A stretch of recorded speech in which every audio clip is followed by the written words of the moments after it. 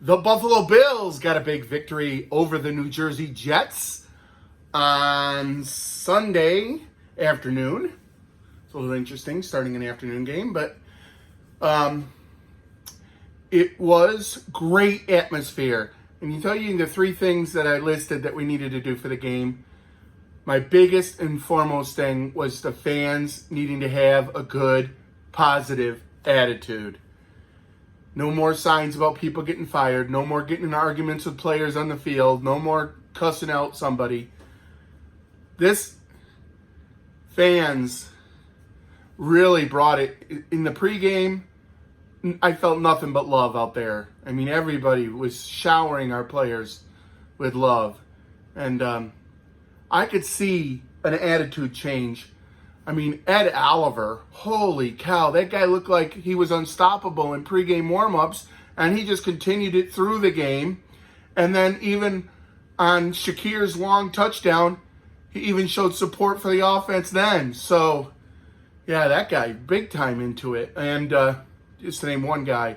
But several guys just looked like they were ready to go before the game with a different attitude. I could feel a different attitude. And and then during the game, when Reggie Gilliam got the first hit and knocked the ball out for a fumble, and the Bills at least got a field goal after that, I think the whole game could have turned if that guy hit a kickoff return for a touchdown, or if the Jets could have somehow scored a touchdown on the first drive, which they didn't score a touchdown not only in this game but in several games, I guess.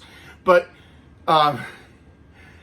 the game atmosphere might have changed, but that's not what happened. Reggie Gilliam came out and set the tone with a beautiful form tackle at that speed. That knocked the ball loose. My favorite part of that play is Quentin Morris recovered the fumble, started to run towards the end zone because that's what they usually do when there's a turnover.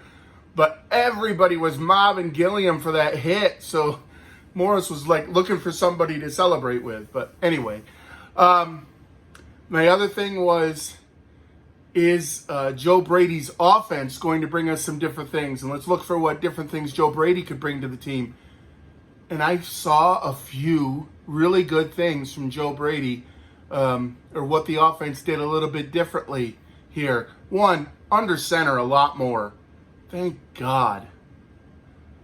Thank God. We needed to be under center a lot more. Not only just on the short yardage plays, which why are we lining up 3rd and 1 and 4th and 1 in shotgun? I don't know. But Brady didn't do that. So I love that. There was one play in particular. The Bills run a play called mesh a lot, which is like a crossing route with the receivers. And they run that a lot. In this game, at least they ran it with a little bit of a twist. And that twist had the linebacker running into the Maj Podge that Gabe Davis set up to leave Cook wide open. And it was an easy touchdown from that. And what a great play call right there. And I just felt like, I think Dorsey was a good guy and a good offensive coordinator. It just was time for a change, and sometimes change and we'll just bring an attitude difference with it too, and I just felt like that change made a big difference. And look, the Steelers might have seen it too because they finally got rid of their guy just today, this morning, their offensive coordinator. So Brady's not even the newest offensive coordinator in the NFL. So, they got rid of their guy, seeing maybe they saw how well it worked for the Bills. So anyway, good on that. And then my other one was, can we get Josh Allen back into the rhythm or in the flow or into a zone? And when he hit Shakir, that pass was beautiful. 30-yard pass down the field, and Shakir ran it in for an 81-yard touchdown with a beautiful block from Dalton Kincaid as he went down the field. Dalton Kincaid gave a little hockey hip check and took out 3 of the New Jersey Jets on one play. And I don't want to make too big of a deal out of all this, that the Bills played well against the New Jersey Jets. The Jets don't have a quarterback. And I think Wilson got knocked down to 3rd string now. And, if you don't have a quarterback, you can't play well in the NFL. And their defense is really good, but at some point your offense can't score, so you let up, you play a little slower, and the offense starts scoring. The other team's offense starts scoring points. So I don't want to put too much emphasis on this as a big win, because I do know that the Jets are down right now, but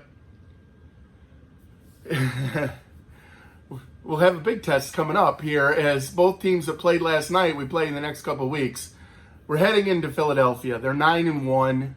It's a big task to ask the Buffalo Bills to take on the Philadelphia Eagles in that tush push, which seems unstoppable in 4th and 1. Hopefully, Lindell Joseph, who just joined our team, will have some knowledge from being with the Eagles that somehow teach us how to stop that play. But that play looks unstoppable when the Eagles do it. Other teams have tried too, but they can't seem to do it as good as the Eagles can. But anyway, we'll talk about that game down the road later this week. Josh Allen was in the zone. He looked much better. And the other thing, back to Joe Brady, I thought we used the middle of the field a lot more than we have been all season long.